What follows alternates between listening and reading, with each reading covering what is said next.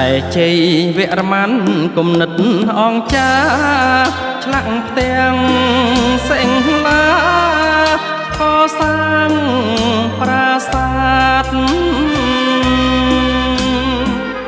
កងទ័ពពូកែសិតត្រូវបាំងស្បាតព្រះអង្គវៃឆ្លាតពងរាជនគរខ្សែត្រសងផ្អែមក្លែមស្រីផឹកស្រាអួតអាងចេះស្ដាក៏ហងភូតផ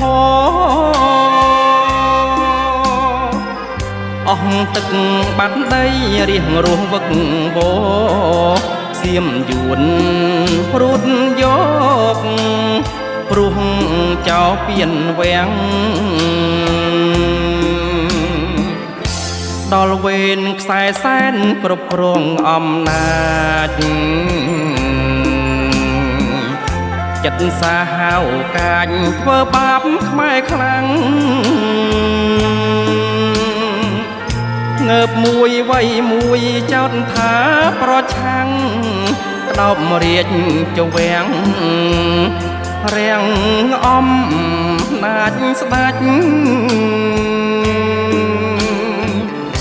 អូបាត់ខាងកើតសង្មុតកងត្រល់កូនណែតមកដល់សៀមវ័យកាត់ផ្ដាច់ប្រាសាទភូមិឋានយកបានសម្រេចកោះគុតក៏ដាច់សៀម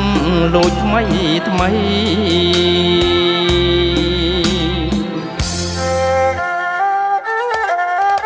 តែកម្ពុជាបោះបង់សិទ្ធិទៀមទាកោះប្រហើយរឿងថានៅខាងត្បូងលេខខ្សែព្រាមយេទាំងអស់មិនមែនត្រឹមតែកោះប្រមួយដោយមូលហេតុចំណាំព្រាមយេបានខលឲ្យវាណាហើយក៏ងើបទៅប្រាប់ហើយយុទ្ធសាស្ត្រងើបមួយវ័យមួយនៅបន្តគាត់ដកថយដល់វេនខ្សែសែនគ្រប់គ្រងអំណាចចិត្តសាហាវកាចធ្វើបាបខ្មែរខ្លាំងងើបមួយវ័យមួយចោទថាប្រឆាំងក្តោបរាជចវាំងរាំងអំណាចស្ដេចឪបាត់ខាងកើតសមុទ្រកងត្រល់កូនណែតមកដល់សៀមវ័យកាត់ផ្ដាច់ប្រាសាទភូមិឋានយកបានសម្រេច